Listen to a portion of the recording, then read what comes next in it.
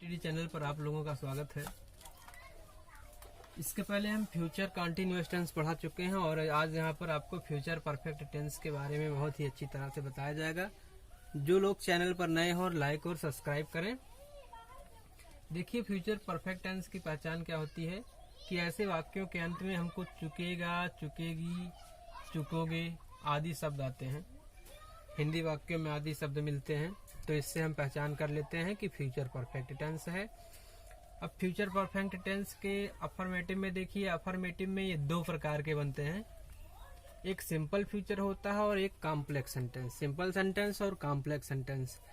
तो simple sentence में एक कार्य का होना पाया जाता है, जबकि कॉम्प्लेक्स सेंटेंस में दो कार्यों का होना पाया जाता है।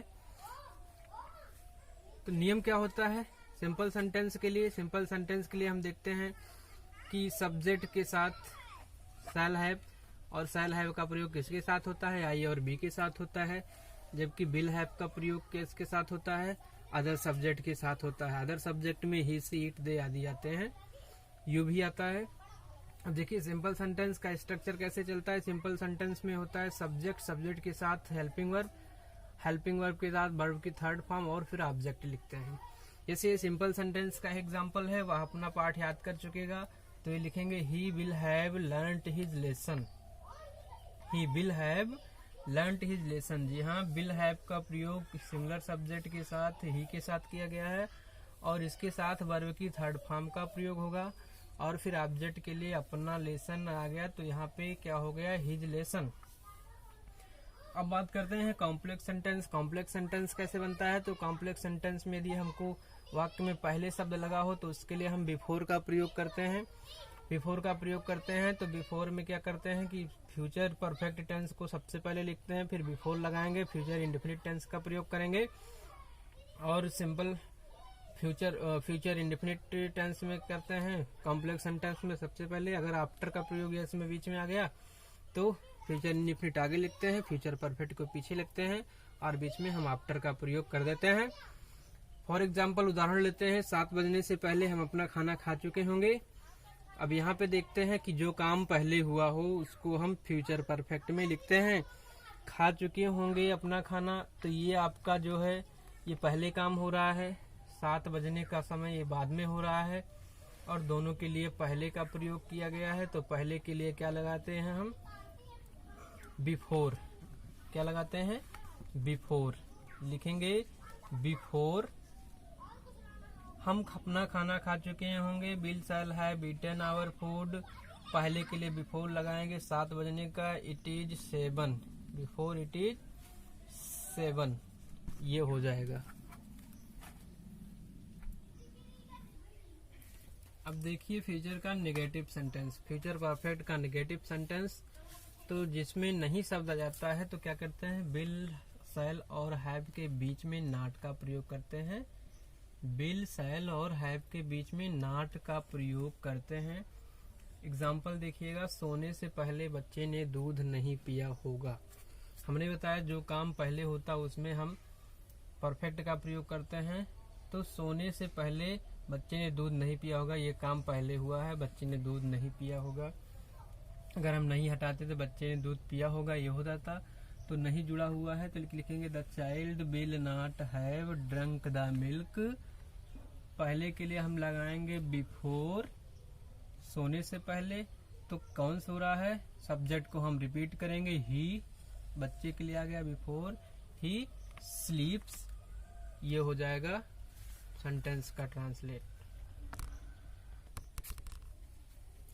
देखिए फर्स्ट टाइप इंट्रोगेटिव। तो फर्स्ट टाइप इंट्रोगेटिव में क्या करते हैं? फर्स्ट टाइप इंट्रोगेटिव में हिंदी वाक्यों के पहले हमको क्या शब्द मिल जाता है और अंत में हमें चुकेगा, चुकेंगी, चुकेंगे ये शब्द आते हैं, फिर क्वेश्चन मार्क मिलता है। तो इससे हम इसकी पहचान कर लेते हैं कि ये सेंटेंस फर्स्ट टाइप इंट्रोगेटिव है फ्यूचर परफेक्ट टेंस का।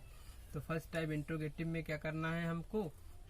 अब इसमें स्ट्रक्चर देखिए, सब्जेक्ट से पहले हम विल और शैल का प्रयोग कर लेते हैं।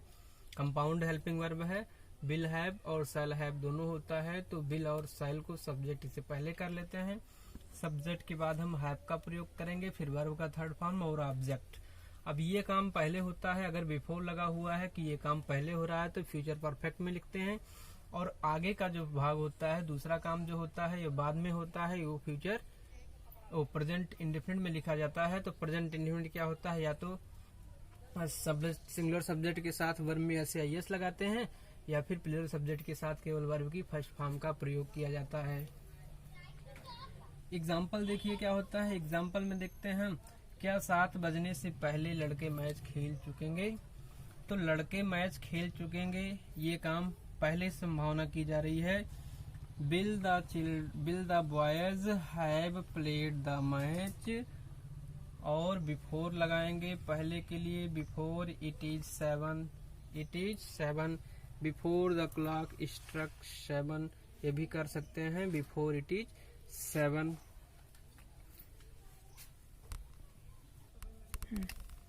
अब देखते हैं सेकंड टाइप इंट्रोगेटिव। तो सेकंड टाइप इंट्रोगेटिव में क्या होता है कि हिंदी वाक्यों के बीच में हमको प्रश्नवाचक शब्द मिलता है।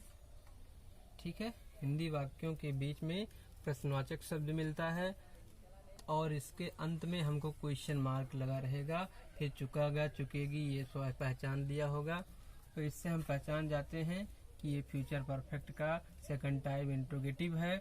अब इसका स्ट्रक्चर क्या होता है। स्ट्रक्चर हमको क्वेश्चन वर्ड के साथ, पहले तो हम देखते हैं कि ये देखिए फ्यूचर परफेक्ट टेंस, और फिर बिफोर, फिर future present indefinite tense. Future perfect tense आगे लगेगा पहले होने वाले काम में, बिफोर का प्रयोग करेंगे, और फिर बाद में होने वाले काम को हम फ्यूचर इंडेफिनिट प्रेजेंट इंडेफिनिट में लिखते हैं।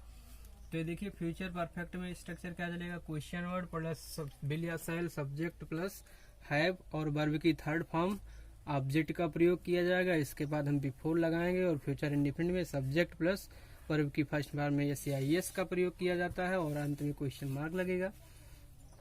अब देखते हैं कि सूरज छिपने से पहले कितने लड़के यहाँ आ चुके होंगे। तो कितने लड़के, देखिए ये होता है रिलेटिव क्वेश्चन वर्ड, सब्जेक्ट को क्वेश्चन वर्ड से जोड़ा जाता है। हाउ मेनी बॉयज, जब हाउ मेनी या हाउ मच का प्रयोग हो तो सब्जेक्ट को साथ में रखते हैं, हाउ मेनी बॉयज। अब सब्जेक्ट जब हमारा साथ में आ गया तो हमको विल हैव का प्रयोग एक साथ करना है, अलग अलग नहीं करना है, नहीं तो विल के बाद हमको सब्जेक्ट लिखना होता था। तो how many boys will have, इसके बाद हम वर्ब की थर्ड फॉर्म लिखेंगे, कम केम कम होता है तो विल हैव कम, यहाँ के लिए लिखेंगे हियर। इसके बाद हम पहले के लिए लिखेंगे बिफोर, और सूरज छिपने का काम हो रहा है, the sun sets, singular subject है, क्वेश्चन मार्क लगा दिया जाएगा। ये बात स्पष्ट हो गया। How many boys will have come here before the sun sets. अब देखिएगा नेगेटिव और इंट्रोगेटिव सेंटेंस। तो ये पार्ट 4 है। नेगेटिव और इंट्रोगेटिव यानी प्रश्नवाचक वाक्य होने के साथ साथ ही नकारात्मक भी होते हैं, इसमें नहीं शब्द जुड़ा होता है। अब प्रश्नवाचक चाहे वो फर्स्ट टाइप का हो या सेकंड टाइप का हो, दोनों में ही यदि नहीं शब्द आता है तो इंट्रोगेटिव नेगेटिव सेंटेंस होगा। तो इसमें सिंपल सी पहचान होती है, क्या करते हैं सब्जेक्ट के बाद हम नॉट का प्रयोग कर लेते हैं, सब्जेक्ट के बाद नॉट का प्रयोग कर लेते हैं। अब देखिएगा एग्जाम्पल क्या होता है। एग्जाम्पल हमारा होता है, वर्षा होने से पहले तुम्हारा भाई स्कूल क्यों नहीं जा चुका होगा। तो तुम्हारा भाई स्कूल क्यों नहीं जा चुका होगा, पहले शब्द लगा हुआ है, तो ये देखिए परफेक्ट टेंस में ये है। इसको लिखेंगे, hi will your brother not gone to school before, वर्षा होने का, इट रेन्स प्रेजेंट इंडेफिनिट में लिखेंगे और क्वेश्चन मार्क लगा देंगे। इसी पर हमारा फ्यूचर परफेक्ट टेंस समाप्त होता है। अगले वीडियो में लास्ट टेंस होगा फ्यूचर परफेक्ट कंटिन्यूअस।